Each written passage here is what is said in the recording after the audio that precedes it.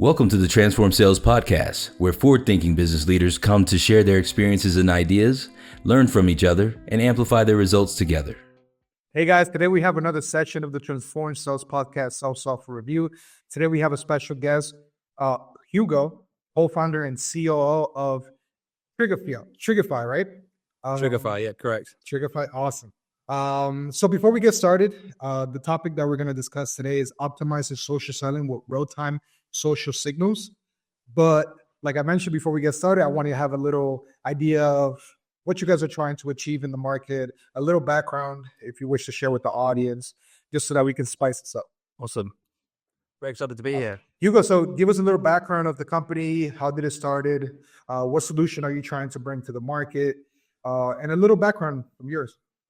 Yeah, for sure. So I mean, Trigify kind of started almost by accident, really. And we've gone through like a lot of different phases. So we kind of started life. Well, it was me and my co-founder. And my co-founder, he'd sort of taught himself how to code and worked in sales. Kind of his background has always been in sales. And he just sort of started building these flows for himself.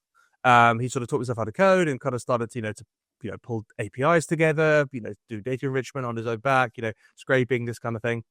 And kind of off the back of that started to then, we just started to sort of reach out to a few people, like, would this be of interest, this kind of thing. And off the back of that, kind of came initially the Trigify agency. And that scaled up pretty quickly. And it was all kind of built around this idea of sales triggers. So we were doing a lot of like very custom, very sort of, I mean, the classic story I tell, like, we would do all sorts of things with different companies, but the classic one I always tell is when I sort of really thought maybe this isn't sustainable is we had a company that was like a packaging company, and they wanted us to monitor the price of sausages across multiple European supermarket websites and like monitor what was going on. And I was just like, this is not sustainable. Like, we can't carry on like doing these sort of weird automations. Anyway, so we did that for about 6 months and got that to that sort of peaked at about 30K of MRR in about 6 months, which is great, right? And we had about 40 clients and it was all going well. But I think we realized, like, in terms of like longevity for us, like it would have to sort of result in us pivoting into a SaaS product. And so that's what we did. And we started life as a AI SDR. So when we kind of started, like, that was a really big thing. Like, all these different companies were kind of popping up, and it was like, no one's ever going to have a sales team ever again, blah, blah, blah. And we did that for a bit, realized that actually that wasn't quite, that was just not, like, again, pretty hard because you need so many moving parts. And each moving part is obviously very, like, you need to be quite an expert in each part. To try to do all of it is quite hard. So we pivoted from that. You see there's a running theme of pivots here.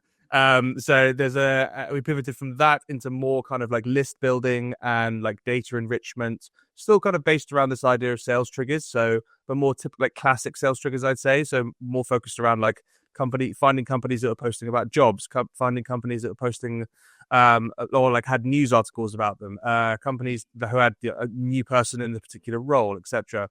And again, we did that for a decent amount of time, and that kind of, we did all right with that. I wouldn't say people were like super excited about it. And kind of for us, the next part of the journey was then to sort of go into social, and we did that, and we've sort of now what the platform is now, which is kind of this very focused around social signals. And ultimately, we decided that because the platform had gotten so broad, with so many different signals and so many different things, moving parts in terms of all the APIs we were pulling from and all the rest of it, we effectively just turned off that side of the platform, and we've just kind of focused wholeheartedly now on the social side of things. And we've seen we've like, just by that decision has definitely like catapulted us into sort of a different sphere, because we really think people are just way more excited about it, find it way more interesting. Like, it's just, they're getting better results. Like, everything about it is better. So we're now at this point, and like, I think we're going to stick with this. Hopefully there will pivots. So that's the journey. Awesome. Well, one of the things that I've seen is, I believe this guy, Alex Boyd, he mentioned, and he also did like a course at Apollo that speaks about how important it is to now, instead of creating content every day is engaging on the comments, right? And I feel like that's now the validation of like there's actually a human behind this, right? So the amount of insights, the amount of conversations people are having in the community, especially LinkedIn, I feel like it's enough information for you to start a conversation that's packed with a lot of value. There's a lot of insights, and I feel like catching those signals and coming in as an expert or somebody that's willing to help, whether you're unbiased or choosing a side, I feel like it definitely supports a lot for those that are doing social selling, right? It's not too much on the volume now, right? Because before you will see people posting every single day, including Sundays, right? But now it's just one post, but the comments that are generated after that post maybe leads to bigger opportunities, right? Definitely. What you think about that? Yeah, I definitely. I think that's right. I think there's a combination of a few different factors. I think with social, you obviously like if people are going to get to know you're going to get to know you and your face. You do want to be consistent with like your posting, but then again, people post a lot of trash, right? And I think this is why video is really becoming a big thing on LinkedIn because ultimately, like if your face is showing up every day and you're talking about things that are useful and valuable to a specific audience, they're going to trust you over time. It's just like a natural thing, like versus someone who they've never seen or heard of and get a cold email from, or if they got a cold email from someone that they've seen every day talking about things like showing that they're knowledgeable and an expert in that field. Then it's going to be way more powerful. And then from a comment perspective, yeah, like it's definitely a tactic that you should be using just because it just starts conversations.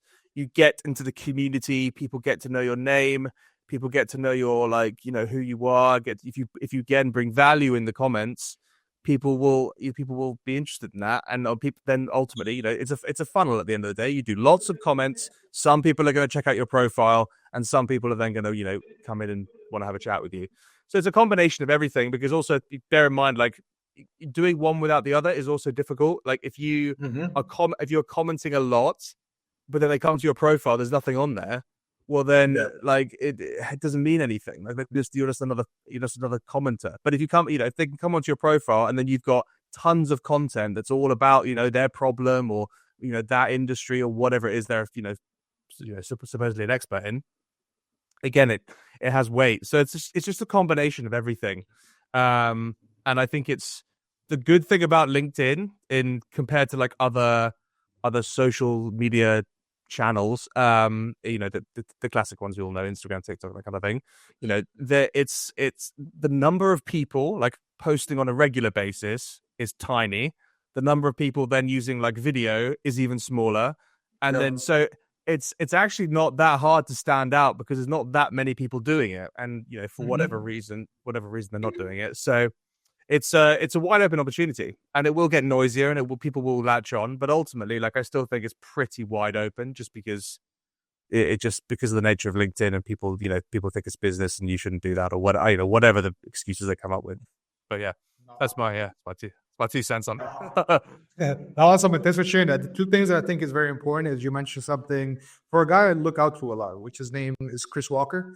I feel like he's leading the founder-led motion, right? And one of the things that he says is it's not either or. You have to do all of them. Give them a try. Get some signals, right? But also, one of the things that he mentioned and he highlights is it gets to a point where there's so many comments in your post, right? And 90% of the people that are now getting in conversations with him, they're coming to him just to purchase, right? Because they already got everything with the videos that he's creating, right? Mm-hmm. But it gets to a moment where it's very hard to find those comments, right? With your own posts. Yeah. So having something that actually catches those signals where I can reach out to the person, that becomes a buyer, I feel like that's something that's super required now, especially those that are running that founder-led motion, right? Yeah, it's definitely it's two things really. It's almost like you've kind of got these people who are like ready to buy and you kind of want to capture them, of course, but there's also an element of people who are in the who are sort of watching your channel, engaging with your channel.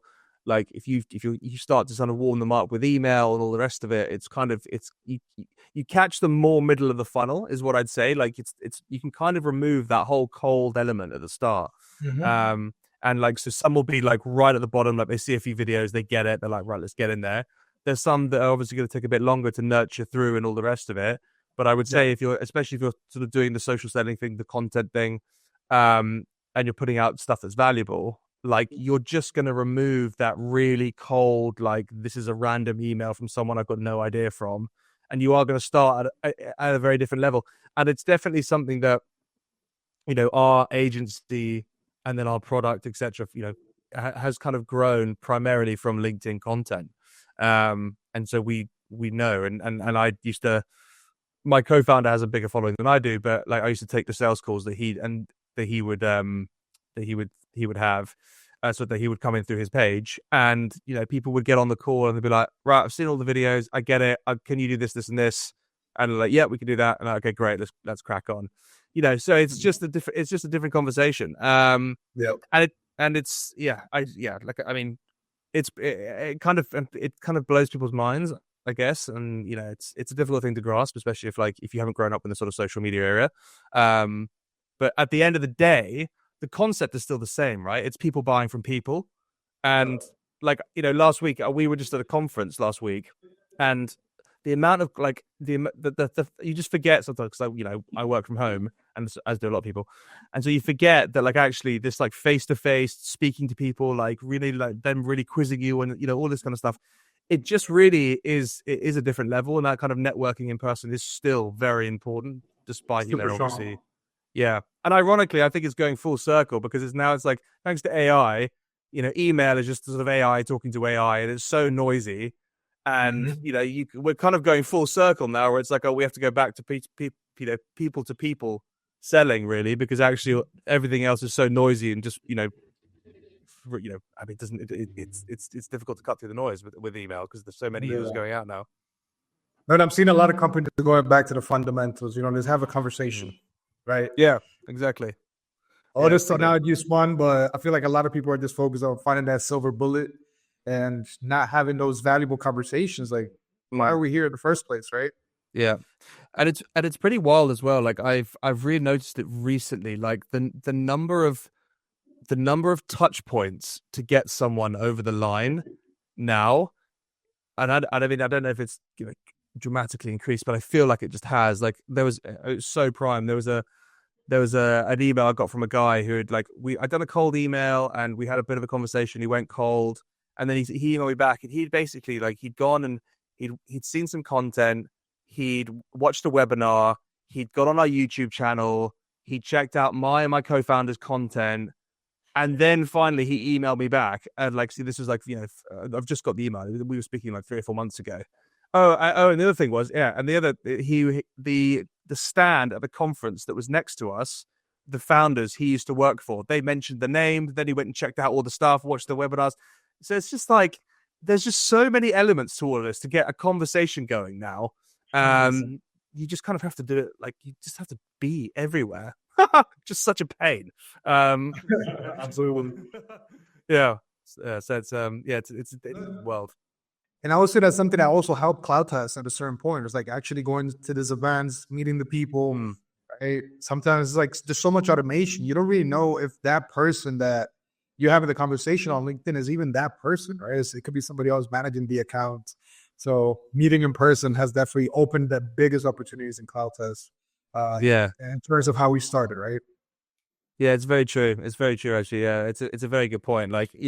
Email most likely 100% is going to be automated. LinkedIn messages are definitely going to be automated.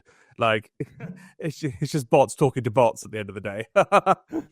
No, 100%. Think about it. For example, when we're in a meeting, right? An otter, right? Sometimes an otter can give a sense that, hey, you might not remember the conversation we had, right? It requires technology to be there to give me a reminder. But when you're in person, you really have to be sharp about the things you're talking about, the things you have to remember, collect, right? Yeah. That's awesome. So let's get a little bit into Trigify. What alternatives were your customer using before buying yourself? Yeah, so it's an interesting one. There's kind of twofold, really. There was a lot of people who just kind of weren't harvesting the data. So we're kind of posting content, but weren't scraping those likes, weren't scraping those comments, and kind of weren't using that data at all.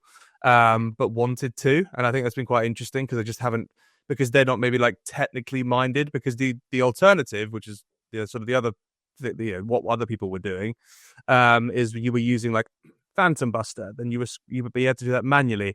Then you had to pull a CSV. Then you had to upload it, and then you had to use multiple APIs to then like enrich, and then finally kind of push that into a sequencing tool. And we've kind of, I suppose, taken all of that.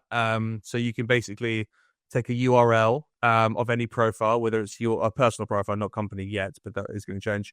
But a personal profile of yours, or somebody else's, a thought leader, a competitor, or whatever it may be. Take that URL, put it into our tool, and then it will start to basically monitor, pull back the posts, pull back the likes and the engagement. Will tell you how often they like and engage as well. So it's basically being able to kind of take all that data, it'll put it in. You can then enrich it within our platform, get their emails. You could then push it to, you could do one or two things. You could either push it to like a smart lead or an instantly or whatever it may be.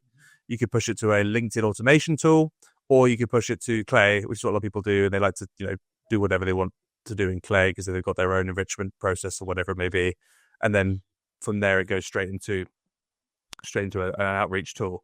So that's kind of the flows that people have been creating. But in theory, you could kind of you could do most of it out of the box with us. So it's just taking away that super manual process. Because to be fair, like we speak to a lot of people, and they've got VAs just like manually going and and finding all this data, and it's a very time consuming process. And if they don't have a VA, they're doing it kind of that process, which is very, again, they have to go and do it and monitor.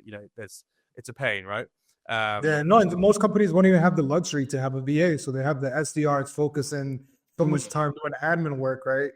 But what a waste of time! What a waste of time! Like especially stuff like that. Like it's just not. Yeah, I mean it's useful data. Don't get me wrong, but like if you've got an SDR spending 2 or 3 days, 2 or 3 hours a day doing that, what's the point? They should be selling, really. That's kind of our theory. And then they get super accountable for the pipeline, and it's like, spend time trying to find this information that by the time I use it is no longer relevant. Somebody already took them. Yeah, exactly that. Awesome. So when it comes to the challenges that your customers are running into with those alternatives, how did your software kind of help them overcome those pains? Yeah, I think there's a couple of things. I think in terms of the alternatives, so the big one with like Phantom Buster, for example, is there is like risk of compromising your account, right? So especially if you're a big influencer, or you're a big or you're trying to sort of do do you want to protect your accounts? I mean, you don't have to be a big influencer. Like ultimately, nobody wants to lose their LinkedIn accounts, and that was happening a bit with like other tools that we know of, or because what they would have to do is you'd have to log in, you'd have to they'd use your cookies, this kind of thing. And you hear it all the time with like LinkedIn automation tools or scraping tools or whatever. Like if you're engaging with the platform and logging in via via your tool, then it's going to be problematic. So we've kind of taken all of that out. All you need is a URL, which means you can do your own and obviously other people's as well. And there's no sort of risk to the actual the account. So you're not going to have any problems with getting banned. You're not going to have any problems with like a dip in impressions. I mean, whether you believe that or not, the LinkedIn police coming after you. But it's kind of that's the difference, really. No, and I remember we had a situation at classes, like I believe it was like 3 years ago, when all this technology wasn't even the hot thing in the block, right? And what I noticed is that there wasn't enough limitations, right, in terms of the activity. So we would choose a person that had the most audience to run all this automation. And then once their account got taken down, the amount of money that we lost trying to get that account activated, it was painful. Right. It's pretty wild, and I think people like, especially I mean, even 3 years ago, like because people were just letting rip on their accounts, and no fault of their own, really. Like if you didn't know, it's like, well, I want as many messages to go out as possible, which I fully appreciate. But it's kind of we've tried to sort of make sure that we keep the integrity of the accounts safe, because ultimately, this is a tool that we would want to use ourselves, and we want to keep our accounts as safe as possible. So if we can safely assume that if we want to do that, everybody else would want to do the same. So it's been that's kind of been the big one for us, really, is the No, and I think there's a lot, of accounts on LinkedIn that they're running as an agency, right? And they're relying on one account to get all the buyers, right? So one account that goes down like that is they could sacrifice their whole business or having to start from scratch. And all those conversations that you had in there that were leading to a deal most likely get lost, right? Very. I mean, it can be very detrimental. So you just got to be so careful. Absolutely. Well, this is one of the favorite parts of the podcast, which is kind of walking us through a demo of those key features. I'm going to go ahead and share your screen so that you can kind of walk us through how your software helped those customers overcome the use case challenges we just mentioned. All right. Mm-hmm. So essentially, it's a very simple platform in kind of how what you need to provide with it. But essentially, what you'll be giving the tool is the URL either to, so I've got mine there, as you can see, or another, like, again, thought leader, competitor, people in your space, influencers, whatever it may be. Once you've done that, you're able to, then it'll run a sync, and essentially what it will do is start to pull back. If I come into here, it will start to pull back the engagement on the posts on that profile. So as you can see here, this is my profile, and I can start to see, like, okay, who's been engaging, if they're liking or commenting, which post they've been liking or engaging with, and it'll tell me like who they are, where they're located, the company, industry, and also then the email and phone number I can access as well. So, if you've got a team that you want to start cold calling or whatever it may be, you can do that, or push them to an email sequence. The other thing you can do is also segment it by post. So a sort of a use case that we have for this, for example. So do you know a tool called RB2B? I'm sure a lot of people will do. Yeah, we use it. Okay, fine. So Adam Robinson, like, is obviously a big influencer, gets a lot of engagement, and like one of the use cases that we do for like our own campaigns is we monitor his profile, and any post within here, basically what we're looking to see if it's obviously a post about website identification or about RB2B or whatever it may be. What you can take, then you can take that data and start to push it. You could then basically run campaigns based on people that have liked, that type of content on his page. And essentially, you see, and then you can basically say, hey, like, I see that you're interested in, website identification. Maybe you'd be interested also in a tool that does a very similar thing, but on LinkedIn, for example. And so it's, it's a very complementary product, and it's very much in the same realm, but it's not a competitor, but you can kind of assume so. And I'm sure that everyone can kind of think of something that their product would probably sit alongside something similar. So you guys are taking it a little further, because I figured it was just like one signal, then it would allow me to do a one-on-one message, but you're also grabbing everybody that's involved in that conversation. Yeah, 100%. I'll just click into here, so you can start to see you get like who's liked and commented. The other thing you can do, which is quite cool, so if you can start to basically filter, because obviously with LinkedIn you're going to get a lot of people who aren't relevant, so you can basically start to apply filters. So you could say, okay, like, I want them to be in the US. You can start to filter by like number of likes. So let's say I only want them to liked 3 times or whatever it may be. Because obviously, one person's seeing something on their feed, one time, whatever, maybe that, to a post that's, maybe not that relevant to your service or whatever. You don't really want to talk to those people, even if they are on your ICP. However, if you've got someone who's liking or commenting on your post, 2, 3, 4 times, or somebody else's post 2, 3, 4 times, and also the posts that they're liking and commenting on are sort of within the realm of what you're offering to the market. Then it's safe to say that actually probably those people should be getting a message from you. No, the cool thing is that you're not just giving the signals, but you're also allowing you to filter and validate your ICP so that you're more confident to add them into a campaign, right? Exactly that. And we see. I'll show you the example later, but the response rates are pretty are very high with these.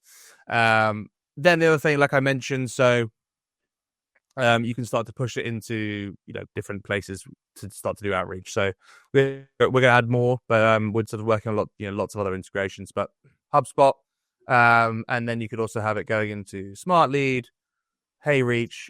You can have it in Slack, so you're getting notifications if someone pops in who's relevant. We do have a webhook as well, so you could push it. If the integration is not here at the moment, you could push it into like a Zapier or a Make, and then push it out. And then Clay as well. So Clay, obviously, like we have an auto push for Clay. So a lot of people were asking for that, so we brought that out, and that's also possible because some people like to do their own enrichment processes. They have their own APIs, they have their own, all the rest of it. So they want to kind of control that piece, which is fine.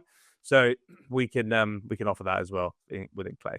So it's a very it's very simple in terms of like what it does, but has proven to be quite effective.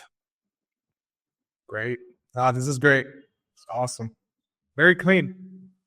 Yeah, we've tried to keep it as clean as possible because it's a lot of data, to be fair. Yeah, I was trying to figure out like few questions for me to ask, but I just feel like everything is so well created from your end. Super clear. Yeah. But awesome. So when it comes to what are the tasks, deliverables, and/or people involved in setting up the software for this use case, and how long would it typically take to reach full productivity? So very quick, actually. So essentially, the process is what I've showed you there. So like you could, one person, you just need to obviously know the profiles that you want to target. So there's a bit of time there just in terms of like researching who it is you want to find. But we are going to be releasing like a discovery page. So you kind of like search for topics, search for posts, whatever, and it will recommend influencers to you to kind of help you find those people. Because obviously there's a lot of noise out there. I mean, you'll know, you'll hopefully, like if you're looking to do this, you'll hopefully have some understanding of who you want to go after. But there's so many people out there posting so much content that actually, you might discover a lot of people, and then you can tap into a whole new audience. So that's the I suppose the step that could take a bit longer, just kind of getting a nice crop of thought leaders or crop of whoever it may be, the influencers that you want to target.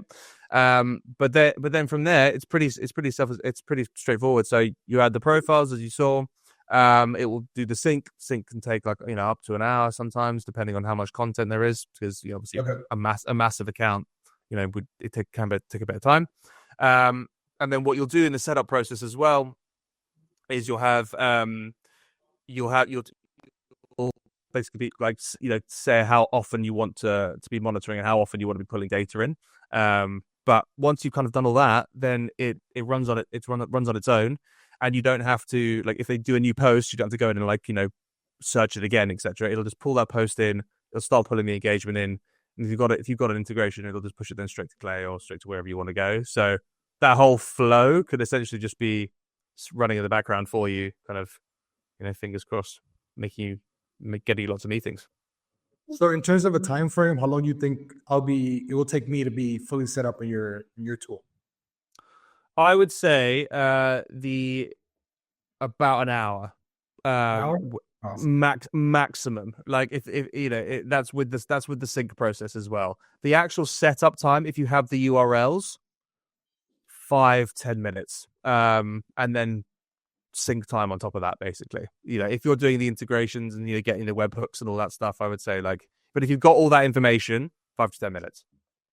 I feel like one of the things that make you guys winners in this is also like RB2B. You're getting value the same day. All right. So I guess the person hooked, you feel like you got the right solution, and you start getting all those notifications. I feel like that kind of pumps you up. It was like the first day I had RB2B installed in our website, right? I started seeing all those Slack messages, and I was just ready to prospect, right? I feel like it'll give the same kind of vibe, right? Yeah, exactly that. And I think it's just like it's because of the nature of what it is, and especially like if you're an influencer and you're doing a post, and then you can sort of start to see the post that's come in, and you can start to see like get all that information come through and just reach out to them straight away. It's definitely it's quite fun.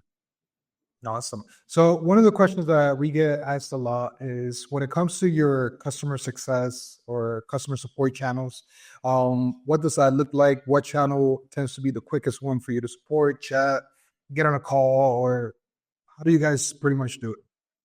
Yeah, so we're all through basically like a chat bot. So we use Gleep, and that's hooked up to our Slack. So obviously we're all online, during the day, etc. So as soon as a Gleep Slack message gets in, one of us jumps straight in there and helps out. And we're always happy to help. We're happy to happy to help, but B happy to get on a Zoom or kind of really make sure that people kind of are getting set up and handhold them through that process if there's any confusion. So we're more than happy to obviously do that with anyone. Awesome. And when it comes to the price ranges, how does that typically work with you guys? Yeah, so pricing starts basically from $99. So that will be that's sort of the lowest package, and then it will go basically scale up depending on the number of profiles you want to monitor. But we go up to custom package. The mid-tier package, so that'll be monitoring up to 20 profiles, is $549. And then that's the growth package. The scale package is $270, and then the starter package is $99. And then we can do a custom package as well, obviously, if you want. And then we're also about to release a couple of things. So we're releasing an API. So we'll have API pricing, obviously, based on how much we're calling it. And we'll also have a social listening as well as part of that package. So social listening is basically being able to kind of search for keywords and sort of find conversations that are happening, find posts that are happening on LinkedIn. And that's both of those are coming out this week actually. So yeah, we should be ready to go pretty soon. Awesome. Well, those that are watching, be attentive. Make sure you follow and hit the bell on Hugo's LinkedIn so that you're not missing out on those updates. One of the questions that I wanted to ask about Hugo is what KPI should your ideal customer use to evaluate the success with yourself or for this use case, and what quantifiable outcomes can they expect? I know that you also want to share like a quick case study that you guys had with HeyReach. Do you want to also share that with us? Yeah, definitely. So I mean, just on a KPI perspective, I think the expectation I think for this, it does vary, right? So if I would say your KPIs are going to be based on whether like you're creating a lot of content and then you're reaching out as yourself, that is going to yield a much higher result versus like if you're if you're reaching out based on a competitor, so or a thought leader. So that's where you kind of want to set expectations, right? However, having said that, I'll show you. Yeah, so I'll show you the this was a so HeyReach is one of our integration partners. And they basically have been running campaigns, for themselves through using our tool. And they, funny enough, were monitoring my co-founder Max. So they're monitoring his channel, and then we're54 out based on that. And as you can see, they've built like a whole playbook for this. So there's 54% reply rate, and they got 49 qualified leads, and that was off 159 messages. So pretty strong. And this was, again, just pushing straight into their own tool. I think actually maybe they were going via Clay. Yeah. So here we go. So they were doing Trigify into Clay to clean the data, check the ICP of the data, and then pushing it into HeyReach to reach out via LinkedIn. And they built like a whole sort of, flow here, etc. that they've done. But I just thought that's from a results perspective, I mean, that's pretty strong. So it's been good, really good for just from their own lead generation, and we're starting to get similar stories from people, which is cool, and so it's exciting. I think we're really onto something in terms of the what we're able to achieve with this really, in terms of outbound. Awesome. And if you're using it yourself, as you mentioned, I feel like that's also I feel like eating your own dog food is something that definitely helps a lot. I've seen the level of outreach you've done. That's the reason why we're in this conversation. I feel like you nailed it with the context, the way you approach, the language you use, the clarity that you use. So for those that are also looking to do the same, having a tool like yours is definitely going to power them to achieve those numbers or similar results, right? Yeah, it's definitely. I mean, like it's like all these things, right? Like it's with outbound, it's it's why you're reaching out in terms of if it's in, interacting with certain types of content or whatever it may be, and then obviously the messaging has to be kind of correct as well, and kind of getting all of that nailed. But as you can see, if you do nail all those things, you can get a really really strong performing campaign. And I think that's what's exciting about this, because I don't know if you send a lot of cold email, etc., but like it's definitely in the last six months just gotten deliverability's gotten way harder, and it's all becoming a much tougher game, cold email. So I think this is kind of where we're really leaning into this really with the content side of things and the engagement and all that. Awesome. One of the last questions that I wanted to ask you, and it was like a personal question, is do you also believe that the way that content works on LinkedIn is like is a 1 point, comment is 2 points, reshares is 3 points? Of how does that kind of work out with you guys when you're validating those signals? I think for us, it's less about the sort of the engagement per se. It's more about the frequency of the engagement. I think that's kind of where we see like the value being, like if you're going to score it in that way. I think it's more about, because is a comment more valuable than a like? I mean, who knows? That it's a very very difficult thing to quantify. But what I can say is that if you're able to see that a person is consistently engaging, whether it be a like or a comment, doesn't matter, and consistently engaging with content, whether that be on your page or somebody else's page, that is related to a problem or a solution or a whatever it may be, blah blah blah, that to me is the strongest sort of signal that you can have, really, because at least at that point, it's like I said, it's better if it's your platform, because then if you're reaching out to them and they've hit those other like metrics as well, happy days. They're definitely going to have a conversation with you, at least, if nothing else. Makes sense. Whereas other people, it is different, but at least you can still kind of gather what's going on there. And where we want to get to, actually, this is something I haven't mentioned, but eventually what we'd like to be able to do is which we can do, is get to a point where you can start to monitor individuals and see the content that they've been, so not only because you can see what they've been liking and what they've been engaging with, and we're going to have basically build out that kind of whole like scoring mechanism, so you can really see, like, okay, here's a list of 100 people within my ICP. Like, you can see this guy is liking this on a consistent basis, this type of content. It doesn't matter what profile it is across. We're going to be able to pick out all of the different like engagement that they're doing. And that's when you really, I think personally, like, you really get into a really interesting point. Because that's, to me, that's real intent, that's real interest, and real, that's where you kind of really, I think, can fly without. No, and it could give you a lot more confidence to expand your audience, as you mentioned, right? Exactly. So yeah, it's exciting. And also, just as a kicker with this, I mean, we like I said, this is kind of obviously a LinkedIn focused part right now, but we also really believe in the other channels. So YouTube, Reddit conversations, Twitter conversations. And we're going to be able to do. I'll show you actually quickly. Just, can I share my screen again? Is that right? 100%. And what I think you nailed it with that, because I feel like Reddit. What I've seen in Reddit is that people are very transparent about what they feel, the pains they're going through.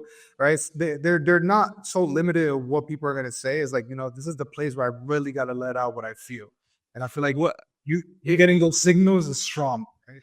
It's really interesting because Reddit is kind of like the sort of the uncensored LinkedIn, right? Because no one wants to be that controversial, not controversial, but like, no, your face is on there, your job is on there. It's all tied to like, quite sensitive things in a way in terms of your life. 100%. But Reddit, you can be pretty anonymous. You can kind of say what you like, and so you really kind of can kind of see people's personalities coming out.